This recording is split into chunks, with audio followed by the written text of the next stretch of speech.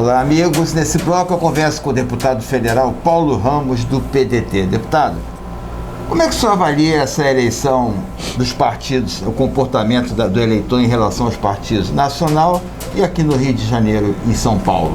Nós temos um quadro, né, que eu digo assim, pulverizado, sem deixar de reconhecer que as chamadas maiores legendas continuam com um protagonismo muito grande. Mas é preciso dizer que acabou aquela euforia antipolítica, ou a nova política, tanto que o Partido Novo, que pretendia a negação da política, a negação das alianças, a negação daquilo que acontece em todas as democracias do mundo, ou um discurso falsamente moralista. Que só eles mereciam o voto. Falsamente moralista. Então foi a primazia da política. Os partidos com maior representatividade no Congresso Nacional, salvo o PSL. Os partidos com alguma representatividade no Congresso Nacional foram os partidos que eu digo vitoriosos. Mas não é, nós temos que reconhecer o protagonismo do DEM, que tem o presidente da Câmara e o presidente do Senado, que representa a chamada direita esclarecida, que avançou. Mas não podemos deixar de reconhecer que o PT, embora não tenha conquistado nenhuma capital, mas está presente no país inteiro, assumindo municípios também relevantes. Claro que é uma finalização, que a capital é sempre o polo principal em qualquer unidade da federação. Mas o próprio o MDB teve um desempenho extraordinário, pô.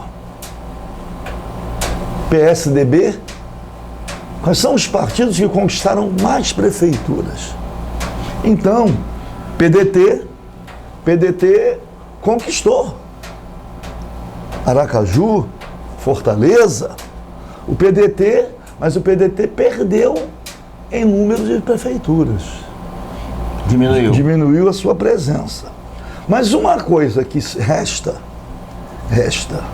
que eu digo importante, foi a aproximação dos campos políticos, criando a perspectiva de coligação na eleição geral de 2022.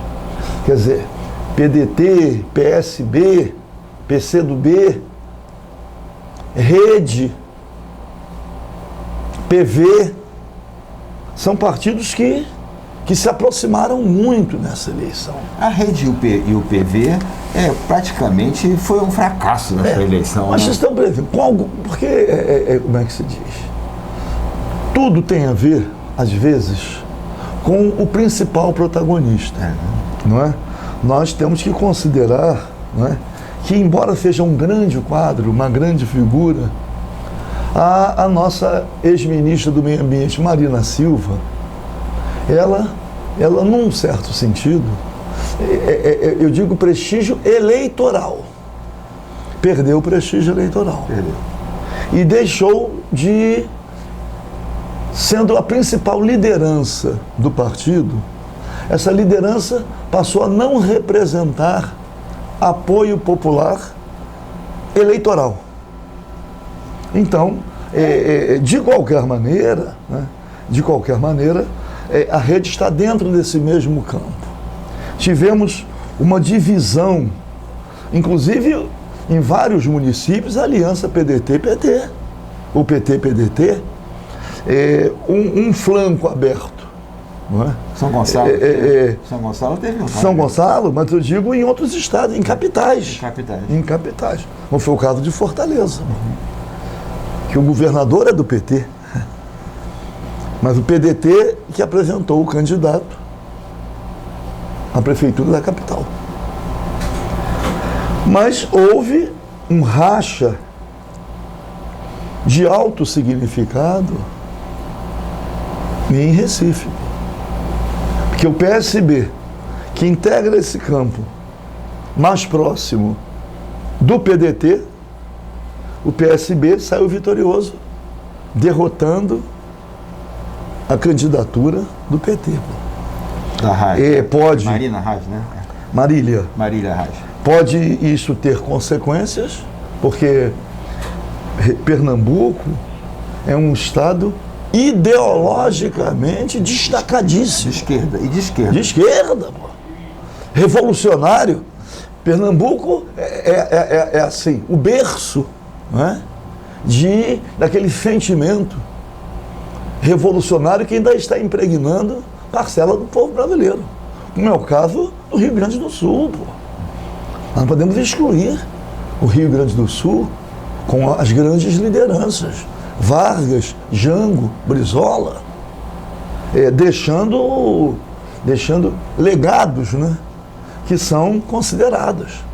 Não só Miguel Arraes, né, Francisco Julião, o próprio Abreu Lima. Então nós temos, na história do nosso país, a presença com um conteúdo ideológico socialista. Se pelo Rio Grande do Sul o conteúdo é nacionalista, mais identificado, quer dizer, a soberania nacional, Pernambuco tem a questão ideológica, pô. Ali, como é que se diz, também destacada. Tanto que lá, os dois candidatos eram praticamente do mesmo campo político. Claro que era de uma família predominante, pô, que se dividiu. A família predominante em homenagem à liderança do grande Miguel Arraes. Aliás, com quem convivi na Câmara, tive essa honra, né, de conviver com o Miguel Arraes na Câmara dos Deputados. Na Constituinte, né? Na Constituinte não, no mandato seguinte. Porque Miguel Arraes não foi constituinte. Não foi. Então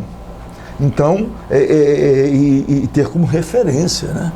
Lembrar das conversas, das análises feitas por Miguel Arraes em vários momentos da vida do nosso país naquela época.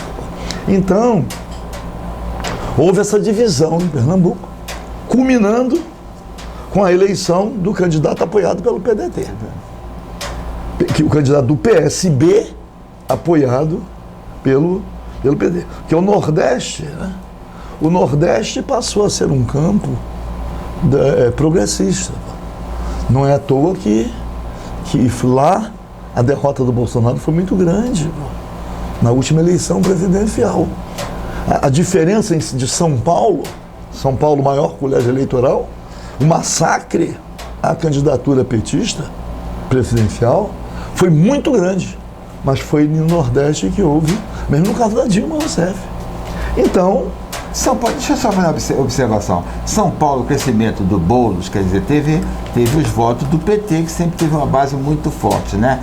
E o voto em Covas também foi muito mais do paulista conservador, com medo do crescimento do Boulos. Estou certo ou estou errado? E o Dória não saiu vitorioso nessa eleição. Deixa eu dizer, o pessoal, eu uso a seguinte expressão, teve um alento com o desempenho do Boulos na capital. Porque, na verdade, o Boulos herdou o voto, que era um voto petista, tanto que o Gilmar Tato não teve uma votação expressiva. O PT não votou com ele. Então, o PT votou com o Boulos. Com o Boulos. E mesmo antes dessa última eleição, o pessoal já tinha se aproximado muito do PT. Pô. Não só na sua presença na vida nacional, mas também lá na Câmara dos Deputados. Eu convivo lá O PSOL é um partido alinhado ao PT. Eles votam juntos? Votam juntos. Normalmente não. Deixa eu fazer uma ressalva. Dependendo. Normalmente a oposição vota sempre. Eu digo a oposição porque tem lá PDT, os partidos que integram a oposição. O líder da oposição hoje ainda na Câmara é um deputado do PDT. E a oposição incorpora PDT, PT, PSB, PCdoB, PSOL. Então, isso é a oposição como um todo.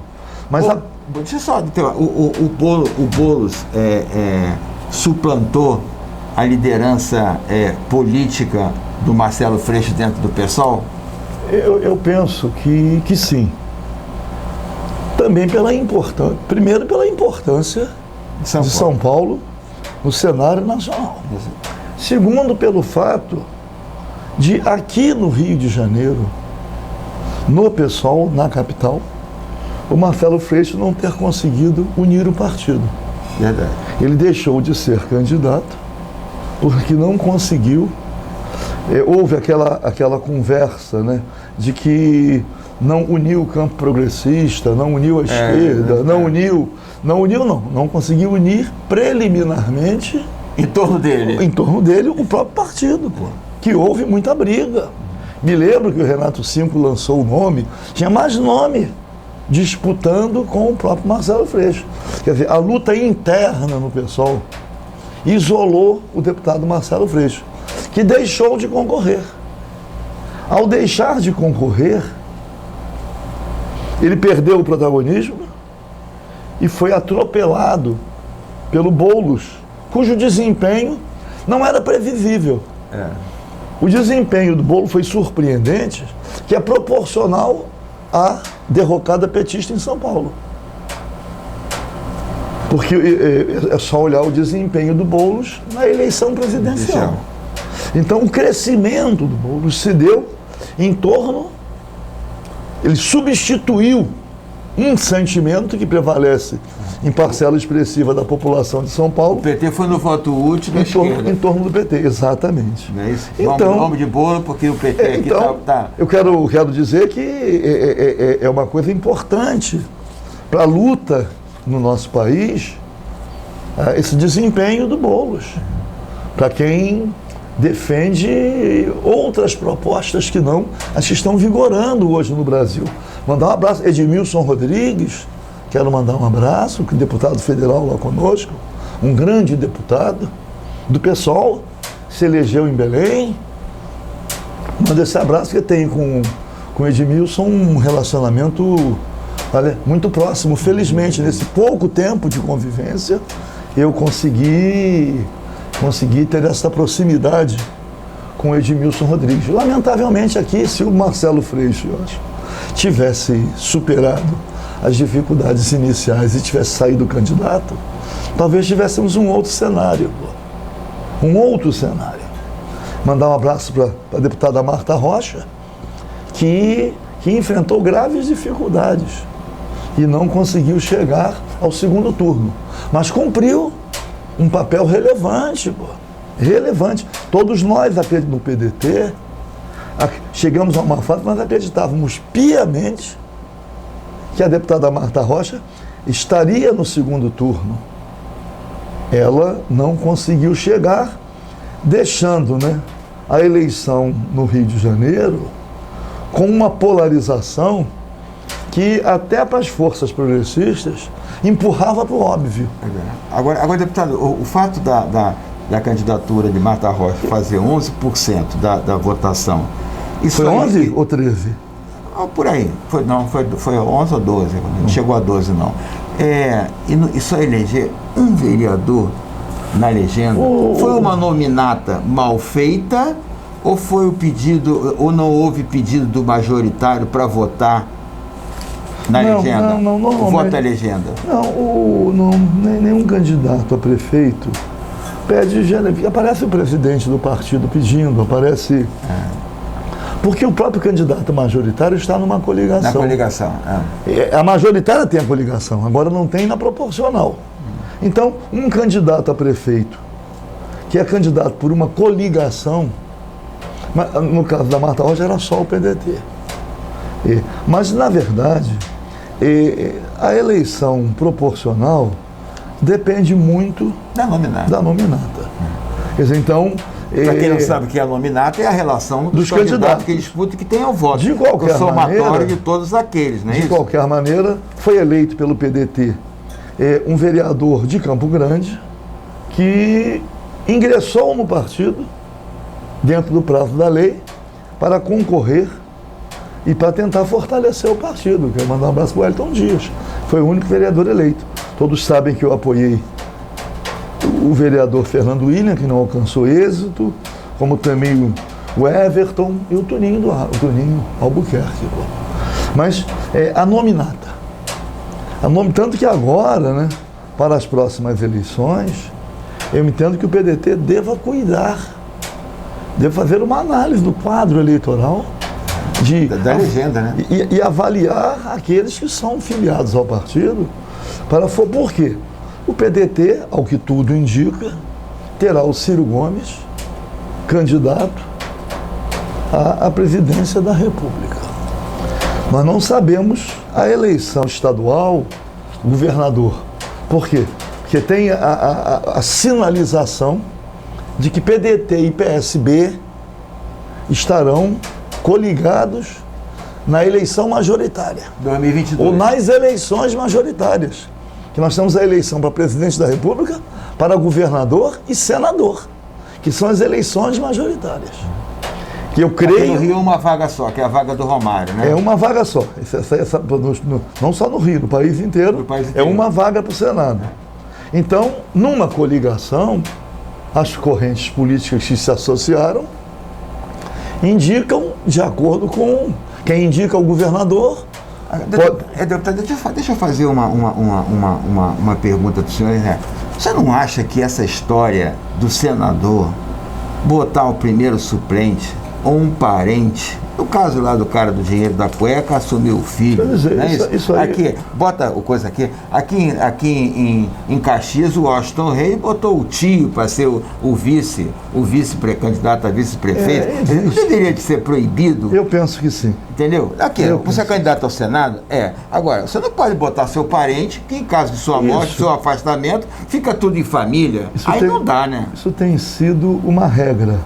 Quem pode mudar isso? Você pega no próprio Senado, você encontra vários. O presidente do Senado, o suplente é o irmão. Então... Em família. Na verdade, a hereditariedade, você encontra figuras que não têm, assim, nenhuma militância, mas que conseguem se eleger em função do nome. Se você pegar, por exemplo, o próprio presidente da Câmara, ele é filho do atual vereador César Maia, que se reelegeu até muito bem, mas, e ainda é genro do ex-governador Magalhães Franco.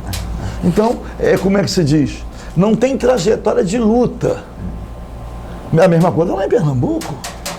Você pega agora... Campos e Arracha. Você pega em vários lugares, é pelo sobrenome. O próprio Covas em São Paulo, foi o sobrenome dele que o Dória foi buscar o Covas. Então, essa hereditariedade que se verifica na política, se verifica também em outros setores, em outros poderes. Você verifica isso no judiciário. No judiciário também aí. Você pega os sobrenomes... Já ia tudo aí, desembargador e a juíza até que. Então, de qualquer maneira, é uma característica, não sei se é só do nosso país. Acredito que não. Acredito que não. Mas isso cria um problema em relação à própria representatividade. Vão sendo criados feudos familiares. Se você pegar, por exemplo, a família Sarney, não é isso? Família Calheiros, Barbalho, estou dizendo para pegar lá mais agora, pegar mais o Nordeste, né? Pegar mais. Deputado, o senhor está... Aqui no Rio, eu cheguei uma vez brincando na última campanha, que eu fui eleito deputado estadual, na penúltima eleição, mas na último mandato estadual, eu fiz vários... Não votem nos parentes, pô. Deputado, infelizmente nosso tempo acabou. Até a próxima e dizer que é sempre bom conversar com o senhor, que a gente sempre tem informações que normalmente não tem através da imprensa. Até a próxima, deputado. Até a próxima, vamos lá. Conversei com o deputado federal Paulo Ramos, do PDT. Daqui a pouco a gente volta. Lembrar sempre que nós estamos no ar, sextas e terças-feiras, das 22 às 23 horas, aqui na TV Max Rio de Janeiro. E para quem não é assinante net, pode entrar www.tvmaxrio.com, no mesmo dia, no mesmo horário, assiste ao vivo, até no celular. Daqui a pouco a gente volta.